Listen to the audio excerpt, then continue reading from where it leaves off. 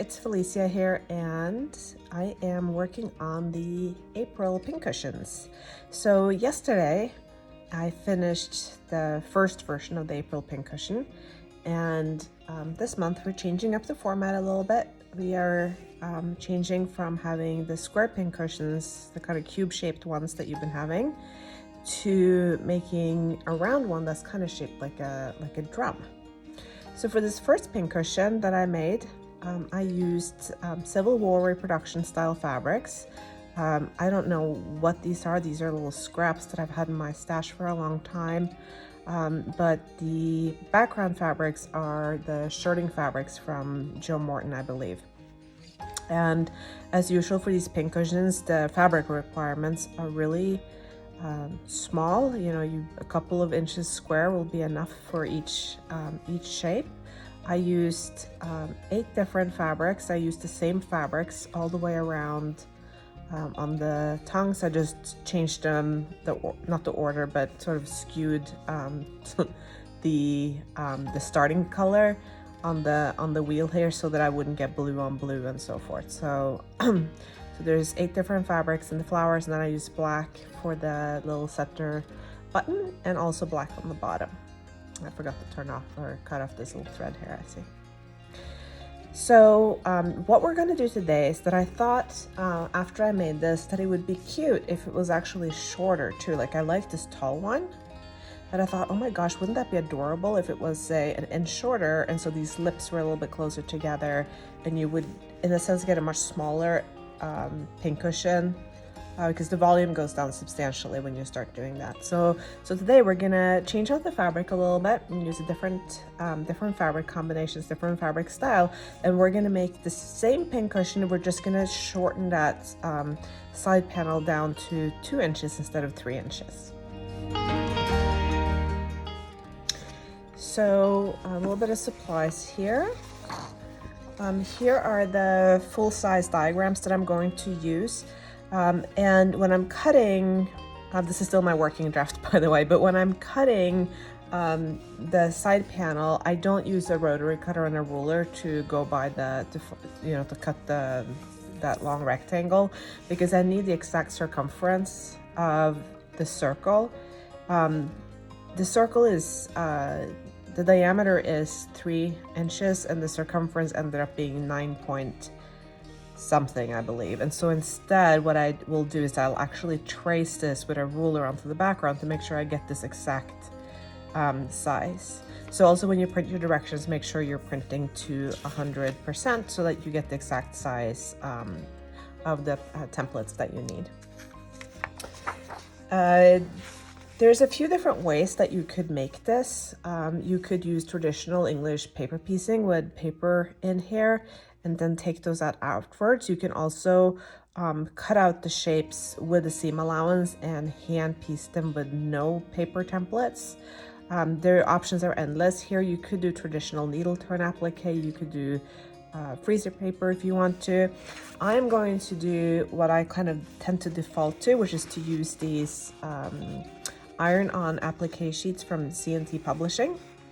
I really like them. Supposedly when you wash your applique, these will dissolve and disappear inside of your shape and probably just leave a little bit of fiber.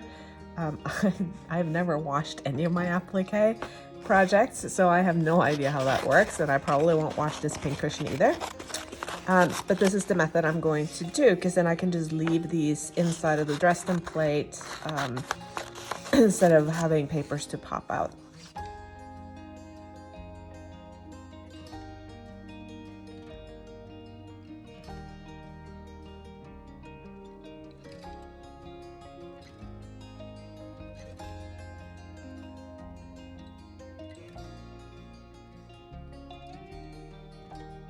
Okay, so for the second pincushion, so the first one, as you saw, is really grown up. It's reproduction Civil War style fabrics. Really pretty, but very calm, right? And then the second one, I want to do something totally else. And we haven't really used any sort of the cutesy pootsy, what I consider cutesy pootsy sort of 30s inspired and kind of more kawaii fabrics. So for the second pincushion, this is going to be our background, both for the top and the sides. And then we're going to use these really cute little small pattern. We're not going to put those next to each other because it's the same. We'll put it over on the other side. The exact same pattern. And then I think I'm going to put one in that's brown, I believe, because otherwise I feel like it needs... Okay, so this is me, so you don't have to do it this way, but I always feel when you have all of, like, it's so pretty and cute and so forth, it needs something that's not quite as pretty and cute. And so I'm going to put this brown fabric in there just because it jars just a little tiny bit, and I feel like we need that. And then I might just do like a black top. I'm not 100% sure what that center is going to be yet. So let's see here. I got my little mat here. And so if you're new to using these, I'm gonna, for each color, I already know this, I'm going to use, just give it a quick press, one petal. And when you're using these, you want to make sure you're putting the glue side down onto the back of the fabric. So I don't know if you can see that on the camera, but it is shiny. I've done it the other way so many times. And so I experimented with putting this on the diagonal to see if it made any difference in folding under versus on the straight line on the grain. I couldn't find that it made a huge difference. And I'm going to try to get just a little bit of pattern on there, and then we're going to use two of these, and again just making sure that I'm putting, I think I kind of want that little bunny there. I'm going to put it right there and catch that bunny. This isn't exactly fuzzy cutting, but it isn't that far off either. I'm going to put that one there. I catch some little animals, and then you just give it a pretty quick press with the iron. And then I'm going to show you, because there's no point in sitting through all of this together. I cut this off at the line there. I'm going to give myself the seam allowance. You don't need a 1/4 inch for these. I mean, this is probably a little bit less. Like that. And then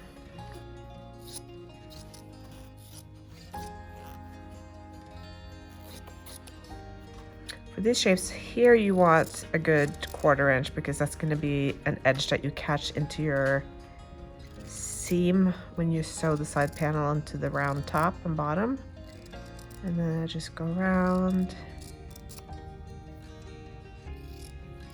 And then I'm going to complete this step for all of my shapes. So for each of the 8 colors that we have, you're going to do 1 wedge and 2 of the little, they're not technically actually circles, they're actually slightly oval, but 2 of the little tongues or flower petals if you want. So 2, there you go.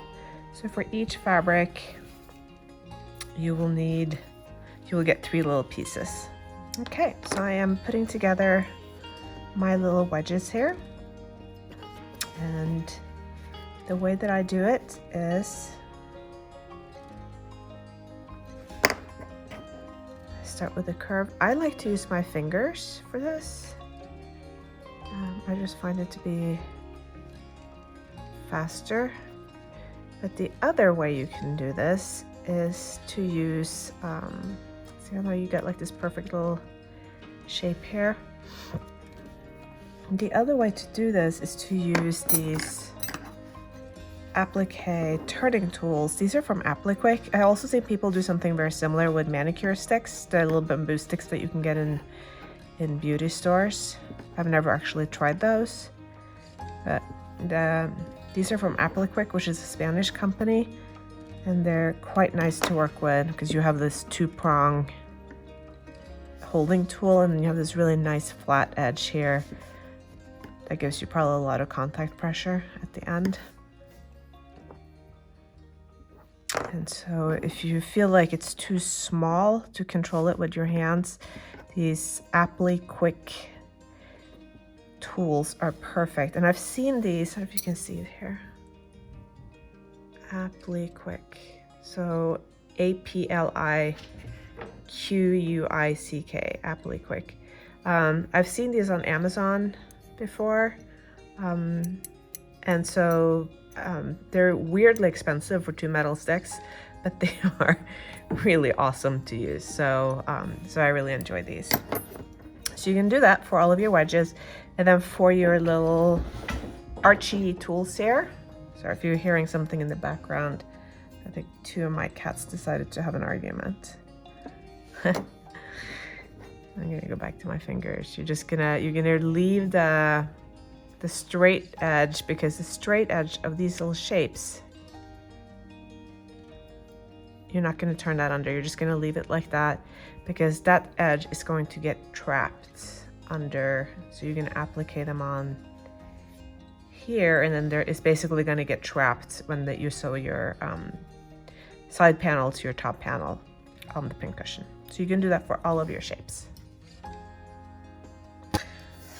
Okay, so we're gonna piece these together as in English paper piecing.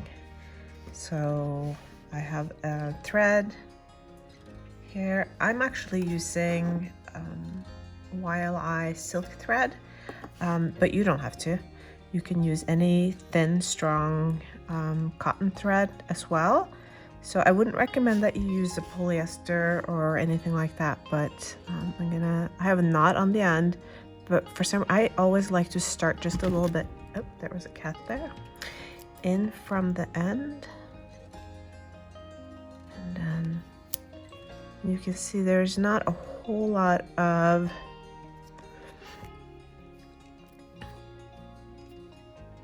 So the one thing with the silk that I have to admit is that it's really, it slips out of the needle really easily. And the needles that I'm using, as usual, are the black clover,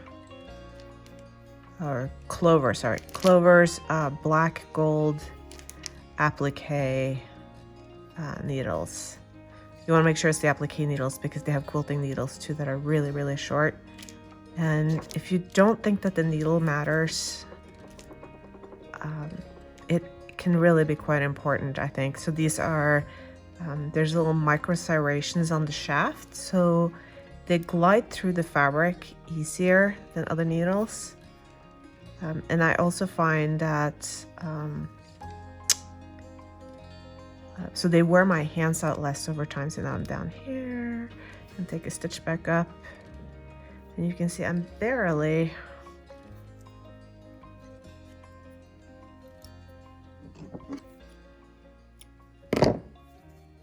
there you go.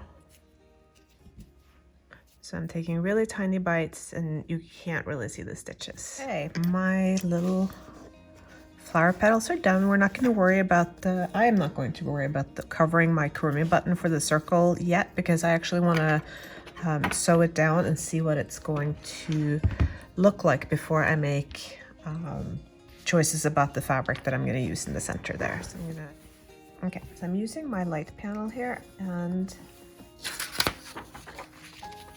just want to cut out a piece of this green gingham. This is a Heather Ross gingham, but I mean, there's lots of super cute ginghams on the market from all kinds of places at this point. And I'm going to use a pink pencil, and I'm going to outline. So this one is heat erasable. It's a Frixion pen. And that works because I'm not going to actually iron this. Well, no, I'm not. I'm not going to iron this while I still really need the markings. And I'm also going to mark the seam allowance, because I'm going to be cutting this thing out on that seam allowance. I don't know if you can see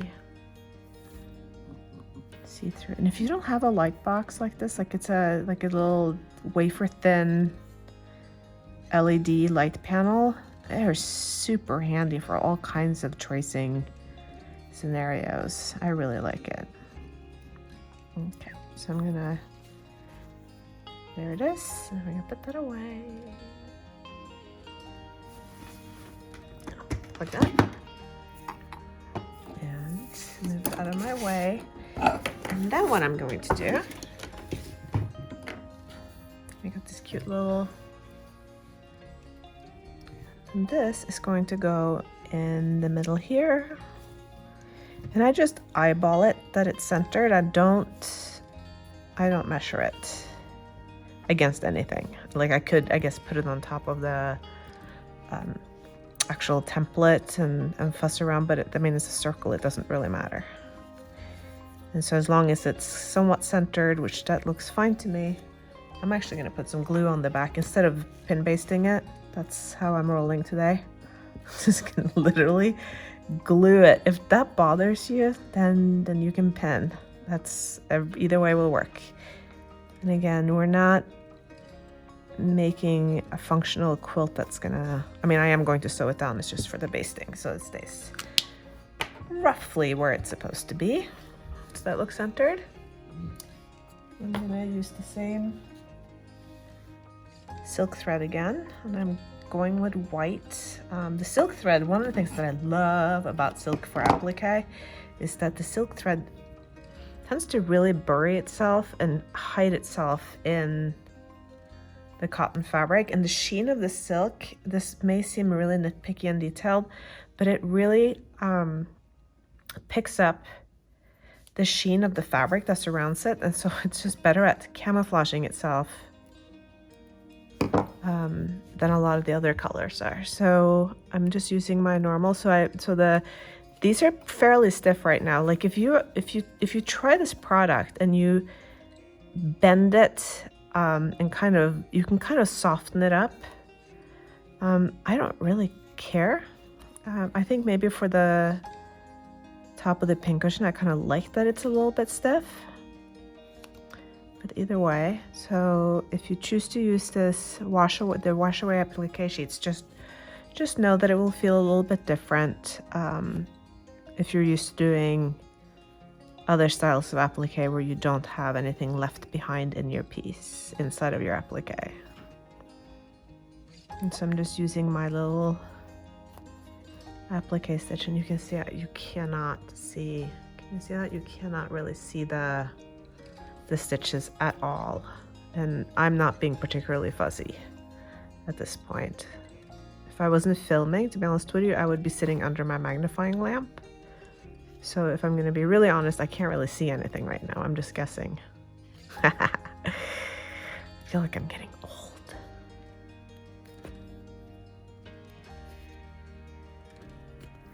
Okay, so now we got the white thread on red. That might be a little bit different issue.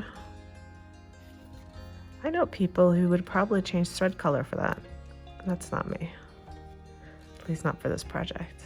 But I think we can hide. So my stitches are almost under the applique, right? So they're coming up right at the edge. They're not coming up here. So even with a contrasting thread color here, you can hardly see that.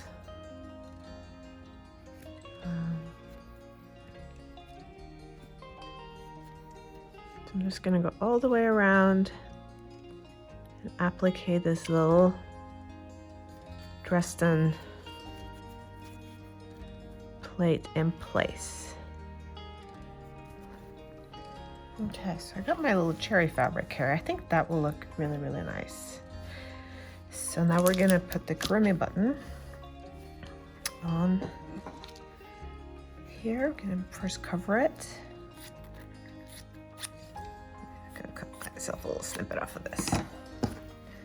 Okay, so if you're new to Kurumi buttons, they're basically little plastic buttons. I get them from a company called Pinwheels in New York. So their website is Pinwheels. Let's see if you can see that. Pinwheels.com.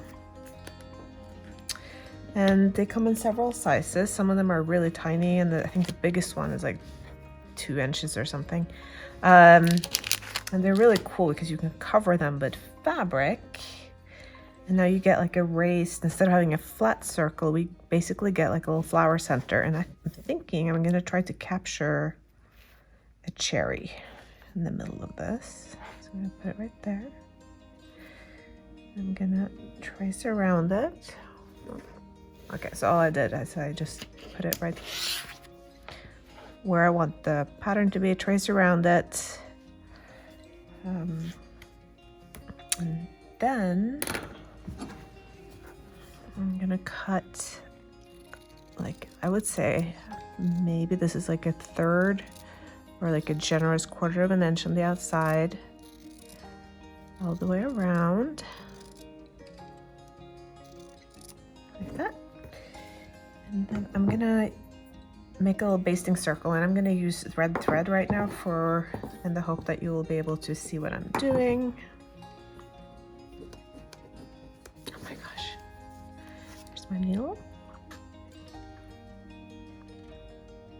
Oh my gosh, that one has, so one thing I have to say about the the black clover needles, the black gold needles from Clover, sorry, is that they are not the easiest to thread. And now I'm on camera. Okay, I got it. Everything like that gets harder when you're on camera, right? Okay, so now I'm gonna just make some basting stitches around this little piece of fabric. Again, if you don't want to buy kurumi buttons and you don't have them, I think you can actually use the, I think Joann's, I'm guessing the brand is probably Dritz, have the metal, the buttons that you cover, you know, the front is metal and there has that thing that you pop in with a loop for making your own covered buttons.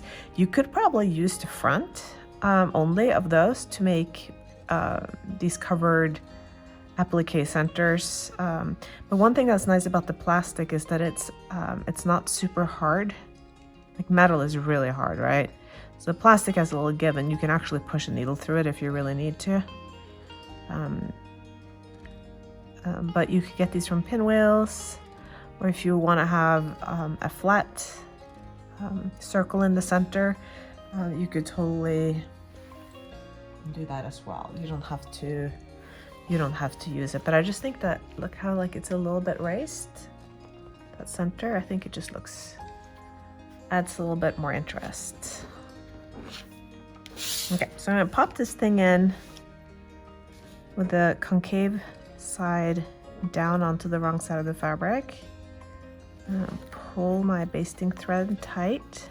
Just gotta capture that little cherry. And then I'm gonna make a knot. I once made a quilt that had like 100 of these kurumi buttons. It was a lot. So I think if you're gonna make a lot of them for a project, this is one of those things that I would just sit down on one evening and just do, that's what I was doing kind of thing. Okay, so now we have, oh, that looks really sweet. I like that.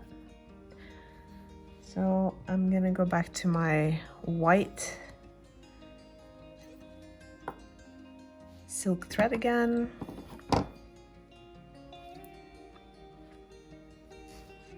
And we're gonna thread the needle again. Yay, I got it on the first try.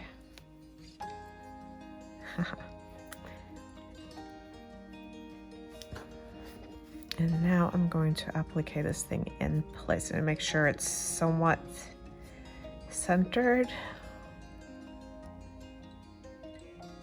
And then, so it's a little bit cumbersome because you have to kind of get into the fabric, especially that first stitch.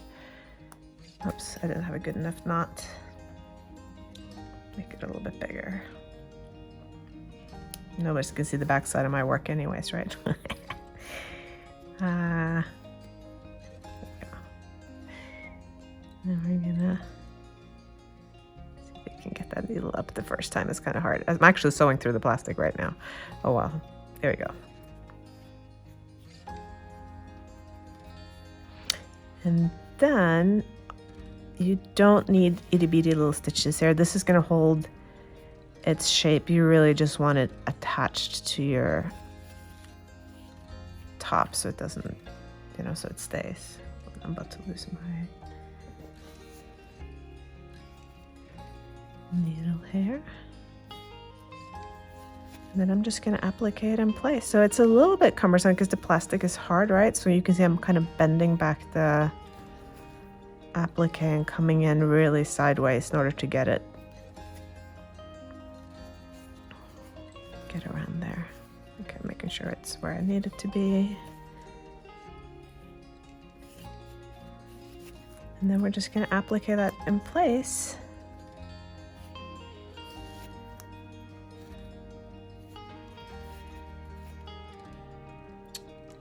So we are ready to start the side panel, and as you can see here, I've marked the side panel up the exact same way that I did the top panel of the pincushion, which means that I marked the actual outline and I marked the seam allowance here too. And as I said before, I'm doing this because it's really important that the circumference here and the length here is exactly the same. So rather than measure this, I'm using the printed templates that are in your pattern, because then I know that we're getting the exact same size relationship between those two. And then so now what I'm going to do is that I'm going to start appliquing in these little petals or tongues that are making up and I'm going to use the same order as I did when I was doing the flowers. So whatever order they're in here, I'm also going to use here, and then I'll stack them so that they won't reflect perfectly on top and bottom. Okay, I'm going to start over on this side, and I have my silk thread, needle, and I think I'm going to use a little bit of the basting glue here too instead of pinning. Just feels a little easier right now, a little quicker. And I don't have my applique pins right here, so there we go. So when I'm doing this, I'm gonna make sure that this goes all the way out to that line that actually marks the size of the panel, because then I know that the one at the end over here will butt up continuously, so you don't have a gap or anything there at the end. And I'm gonna start sewing in the seam allowance space between the actual panel size and the end of the seam allowance, and that means that this will get trapped in the seam on the sewing machine when I assemble my pincushion. So same little applique stitch, and we have 16 of these little lips to go, and this is not hard or difficult sewing at all.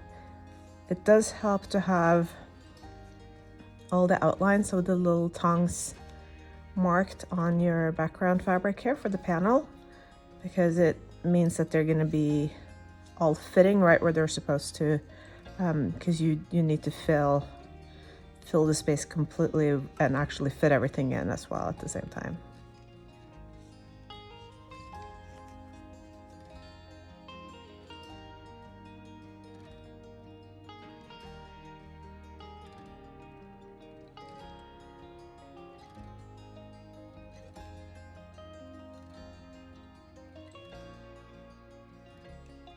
Okay, so we got these pieces that are ready, and they all need to be backed with interfacing in order to hold their shape a little bit better in the pincushion. So I like to use, what I've done is that I've cut away the seam allowances. You can always print an extra page of the patterns. You can cut these out. You can print as many as you want for your own personal use. And then I'm using a fabric interfacing called Shape Flex. You can see it's very, it's pretty delicate. It's woven and it has an adhesive on one side. You should be able to get this in any fabric or craft store like Joann's, maybe, that carry fabric. And I don't want, the reason I cut away the seam allowance for this is that I don't want to catch a bunch of interfacing in the seam allowance. I just want everything else covered. So that's why and I just trace around. I'm sure there's a million other ways you could do this. It's just, I find this to be fastest for me. And then I'm doing the same thing with this piece. This piece right here. I'm gonna do the exact same thing. So, and again, I mean, I'm sure you could use a rotary cutter for this. It's just whatever you prefer, I guess. It would work fine for this.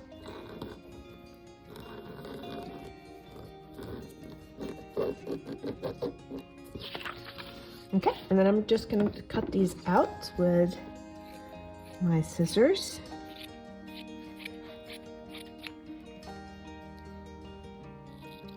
Okay, so we have our pincushion components and we have our shape flex interfacing here.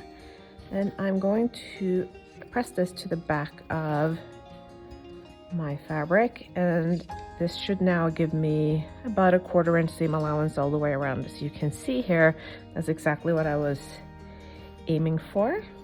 I'm glad some things work out. And then I'm gonna give this a good press. And of course, as always, when you're working with these kinds of interfacings and stuff, make sure you get the glue side down onto the back side of your fabric. So I cannot even tell you how many times I have managed to attach interfacing and wash away applique sheets and so forth to my iron. So that one now, so then that gives it a lot more structure. Even that very thin interfacing really makes the piece feel a lot more structured. And then I can do the same thing here. Again, making sure I got the glue side down, centering this. And again, you can see I more or less now have a 1/4 inch seam allowance that doesn't have interfacing on it. It probably wouldn't be like a huge deal if you got some interfacing in your seam, and I probably will. But, and you can see here, because I have that curving button on, it might be a little bit hard to, I'm just gonna hold that kind of gently.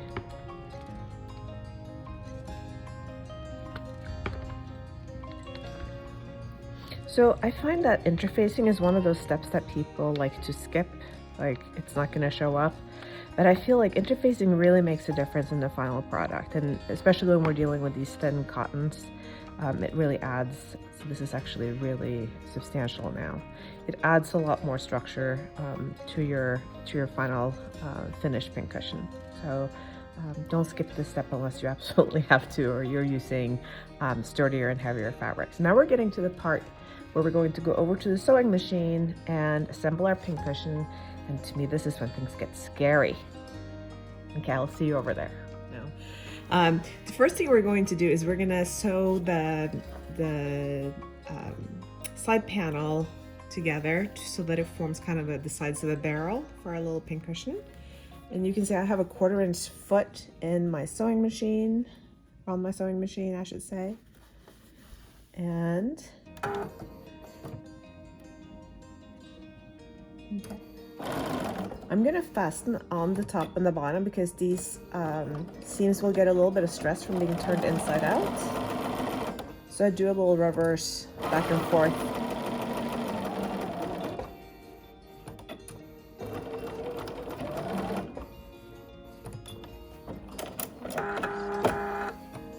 Okay, so that looks like that. I can find a pair of scissors.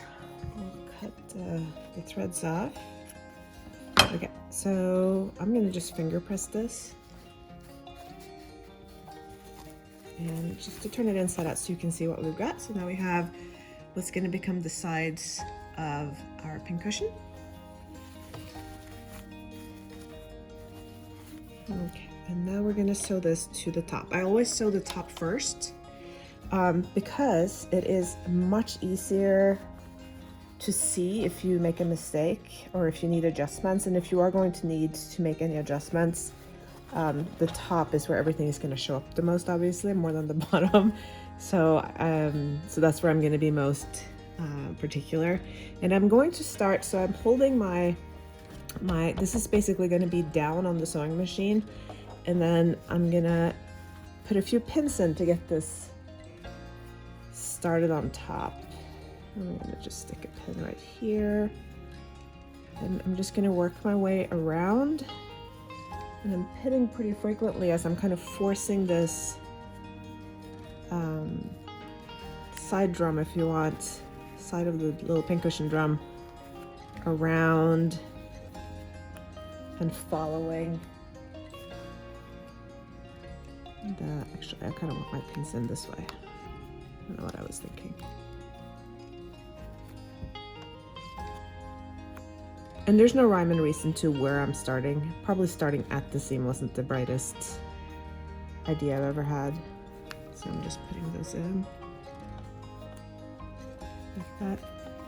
And because it's a tiny circle but kind of a tight curve, there is a limit to how many pins I can put in at once, I think. So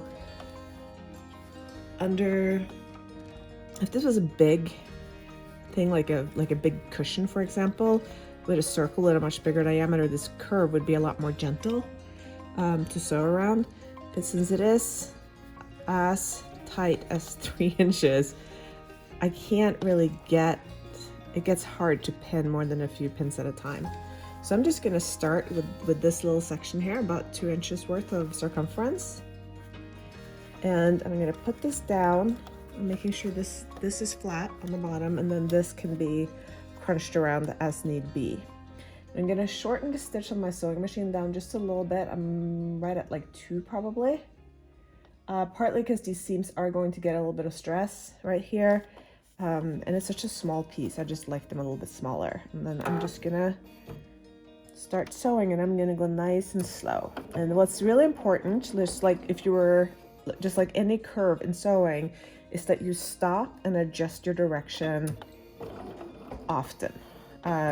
Because if you don't, you're gonna get straight sides, which is, I have a little straight edge on the first one I made. I'm gonna try to do a better job on this one. And also keep in mind that if you make a mistake or you end up with your curved seam not looking quite the way you want it to, you can always unpluck it. This should be pretty stable now because of the interfacing that we put in. So it shouldn't be that big of a deal.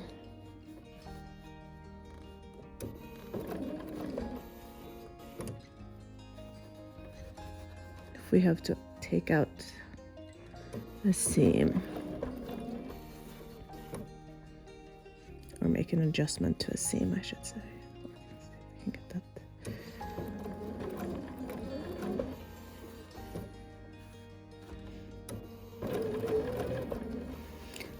Another thing that can come in really handy when you're doing a seam like this is to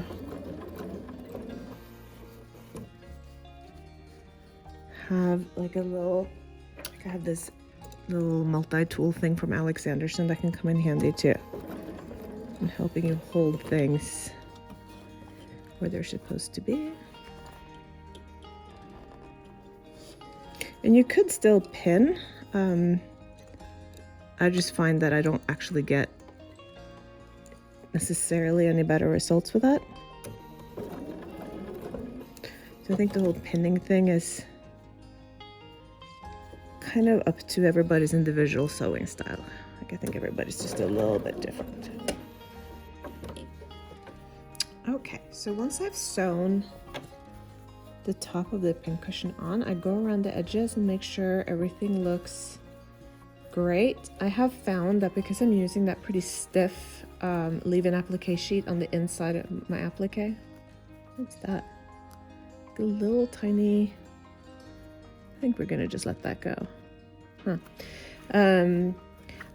these panels are a little stiff, so they tend to almost look like they're square, or like there's like little edges like an octagon. But I think overall this is gonna look really cute, and I think it will look great once it's actually stuffed. So I'm gonna move on to do the bottom panel, and that means I'm gonna turn this back inside out. And then we're going to do the exact same thing on the bottom, but on the bottom we are going to leave a little opening so that we can turn the pincushion inside out. So you're going to leave a couple of inches. Okay, showing sewing on a sewing machine while handling the camera alone is actually pretty hard. So I'm gonna start the exact same way that we did on top. Actually it is the same way that we did on top, except now you don't have to go all the way through. And then we're going to pin along the curve, and again putting my pins in rather close together, especially as I'm trying to get this thing going. Otherwise I'll end up with a lot of straight lines. Make sure this bottom piece is flat. You could experiment with putting like a stiffer interfacing in the bottom of the pincushion if you would like it to maybe sit a little flatter on the table. But what I worry about with that is that we would get it would be really hard to handle it as you're sewing in the bottom if it was really stiff. So this is how I'm gonna do it. I don't know how much further I can pin here without making my pincushion angry. You can see you're gonna get those little wrinkles because the pins are, so I think that's maybe the last one we can put in.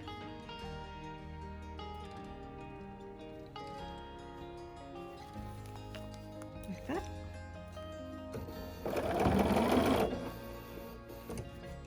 I think that's pretty much good. I'm gonna stop there. I'm gonna do a little reverse. And then we're gonna see what we created here. And if there are problems, I will untake the seam out and we will do it again. So, or I will do it again. I probably won't show you a second time around because then you can listen to me get mad when things don't work out. I'm just gonna turn it inside out. It's a little manhandling here. And last time I did this, the applique came undone right there as I was turning it. And if that happens to you, you can just tack it back down. It's no big deal. Okay, that looks pretty nice. Yeah, see how that seam? It looks fine. Great, awesome. We might be ready for, look how cute. So ready to stuff this little bunny. It's just so cute. Oh my gosh. I love this. How sweet that is. Pincushion to be. Okay, we're gonna stuff it. Okay, so we're ready to stuff this little thing. And if you didn't iron it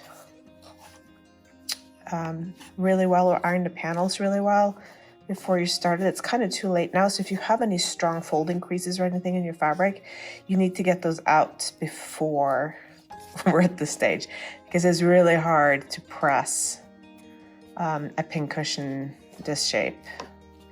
I'm just kind of trying to make sure my seams are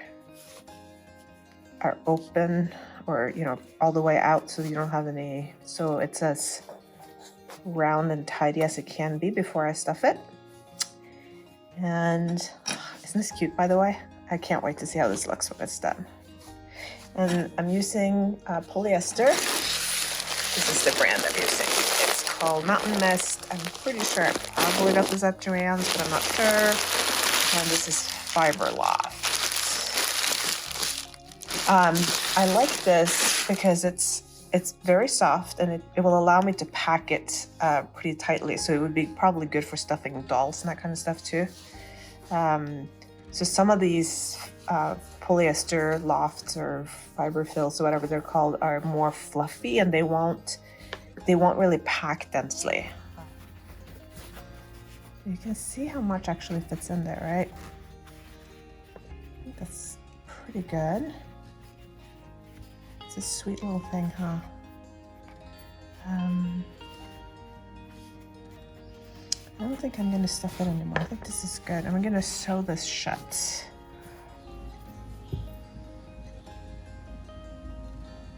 Yay! Got that on the first try. And then we're just gonna sew little tiny stitches all the way around.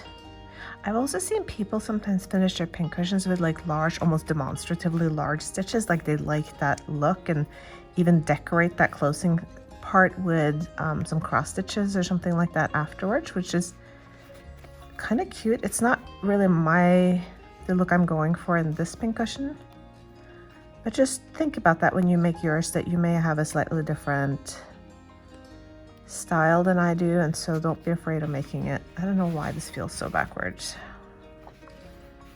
It just does. Let's try this way then. I don't know. I think I should have started on the other side of the opening. I think that's my problem. It feels a little backwards right now. So you're just going to continue closing this with little tiny stitches.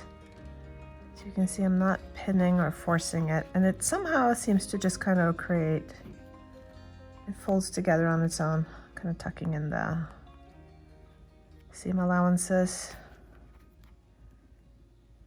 without forcing it too much.